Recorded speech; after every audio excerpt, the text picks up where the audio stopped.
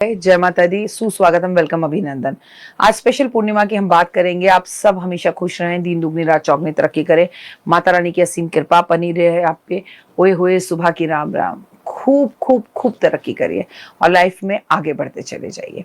मैं डॉक्टर वायरा की आपका स्वागत अभिनंदन करती हूँ। सुबह की राम राम, जिसे कार्तिक की पूर्णिमा कहा जाता है, जिसे देव दिवाली भी कहा जाता है। आज अपनी इस वीडियो में मैं उस बड़ी पूर्णिमा के बारे में बात करने वाली हूँ। कौन से भगवान की इस दिन पूजा की जाती है और आखिर से बड़ी पूर्णिमा क्यों कहा जाता है। ये कोई छोटी मोटी पूर्णिमा नहीं है। इस दिन भगवान देवी देवता अपनी दिवाली बनाते हैं। गुरु नानक जी का जन्म इस दिन हुआ है। इस दिन कार्तिक संपूर्ण होता है और जो लोग धनतेरस पर अपनी पोटली नहीं रख सकते वो इस दिन अपनी पोटली अपनी तिजोरी में रख सकते हैं। और जो लोग अपने घर में पोटली रख चुके हैं उस दिन उन्हें इस पोटली में इत्र जरूर छिड़कना है। आखिर कब है पूर्णिमा, ये बड़ी पूर्णिमा? हिंदू धर्म में कहा जाता है कि पूर्णिमा की तिथि जो है वो भगवान विष्णु को समर्पित है, महालक्ष्मी को समर्पित है। इसका विशेष महत्व है। फुल मून कहा जाता है ऐसे तो।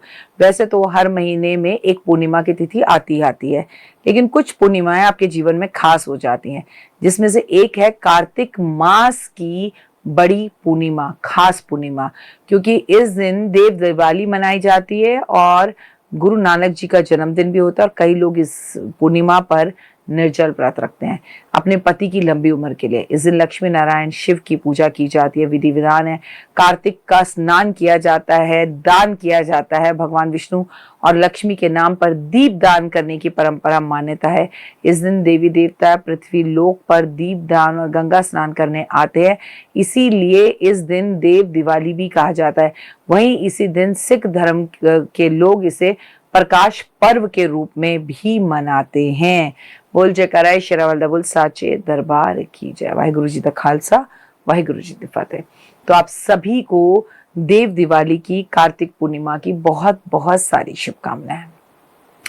मैं आपको बताऊं कि कार्तिक की पूर्णिमा वाले दिन मां लक्ष्मी पीपल के वृक्ष में वास करती हैं, प्रसन्न मुद्रा में वास करती हैं। इस दिन स्नान करने के बाद पीपल के पेड़ पर दूध शक्कर मिला जल अवश्य देना चाहिए, पर ये श्योर कर लेना चाहिए कि उस दिन संडे ना हो। ऐसा करने से मां लक्ष्मी प्रसन्न होती है और आपके जीवन में आशीर्वाद, धन धान्य और तरक्की लाते हैं। तरक्की के खुलेंगे मार्ग। कहा जाता है कि कार्तिक पूर्णिमा के पावन दिन महालक्ष्मी को खीर का भोग लगाना बहुत शुभ होता है। वो ब्राह्मणों को खिलाना, छोटे छोटे बच्चों को खिलाना बहुत शुभ होता है। ऐसे में देवी को मखाने या चावल से बनी हुई खीर का भोग अवश्य लगाएं और हो सके तो इस दिन खीर का भंडारा भी जरूर करें। इस दिन आप गुरुद्वारे भी जरूर जाएं। इस दिन किसी भी मंदिर में जाकर खूब सारे दीप से मंदिर को रोशन करें। कभी खाली नहीं रहेगी तिजोरी। धार्मिक मान्यताओं के अनुसार कार्तिक पूर्णिमा पर धन की देवी माता लक्ष्मी को पीली कौड़ियां अर्पित करनी चाहिए।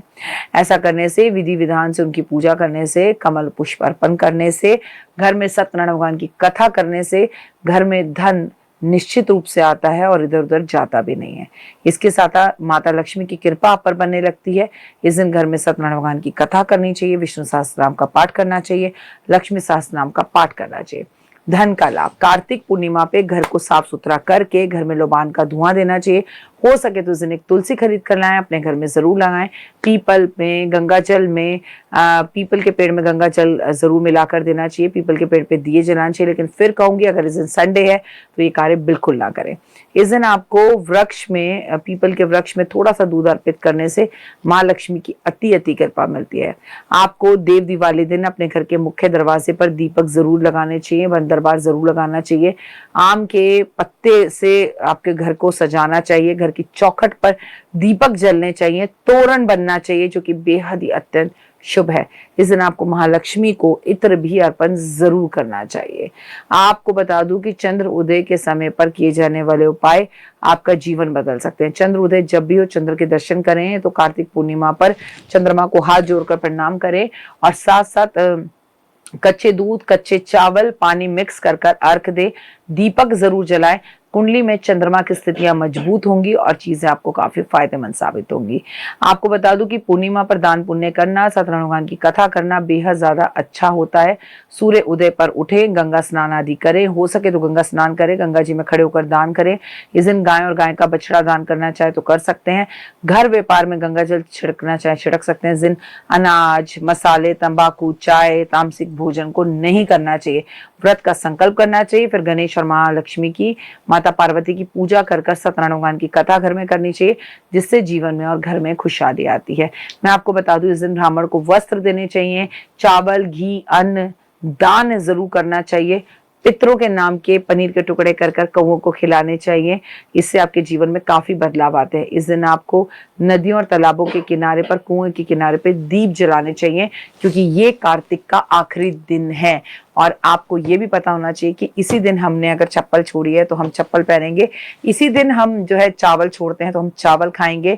दीप दान कर कर जो हमने छोड़ा है पहले हम उसे बांटेंगे, उसके बाद उसका हम जो है प्रयोग करेंगे। इसके साथ साथ एक बात हमेशा याद रखना कि आस्था के दीपक जलाएं। इस दिन अपने घर के ईशान कोण में भी दीप जरूर जलाएं। आपको मंदिरों में जाकर दीप जलाने चाहिए। विद्वानों का कहना है कि पद्म पुराण में भी भगवान शिव ने भी अपने पुत्र कार्तिकेय को दीपदान का महत्व बताया था। इतना खास है दीपदान। घी, तिल के तेल का दीपक, किसी भी तरह का दीपक जलाए। और अब तो बाजार में नकली दीपक आ गए हैं जो अपने आप ही लाइट सेल से देते हैं, पर दान जरूर करें। घी के दान करें, तिल का दान करें। कुछ ना करने से, 100 बार ना करने से एक बार करें, बहुत अच्छा। सबसे उत्तम होता है कि आप नदियों के किनारे पर हर जगह पर पुण्य फल चाहते तो घी के दीपक जलाए, वो नहीं जला सकते, मोमबत्ती के जलाए, सरसों के तेल के जलाए। मैं बार बार कहती हूँ कुछ ना करने से करना अच्छा। और कार्तिक की पूर्णिमा में गंगा स्नान का तो बहुत ही महत्व है। एक तरफ चांद हो और एक तरफ आप गंगा स्नान कर रहे हो, उससे खूबसूरत कोई चीज नहीं हो सकती। फिलहाल दीजिए इजाजत। अपना और अपनों करके खास ख्याल। माता रानी की असीम कृपा पर बनी रहे, जीवन में कोई कमी ना रहे। जय माता दी।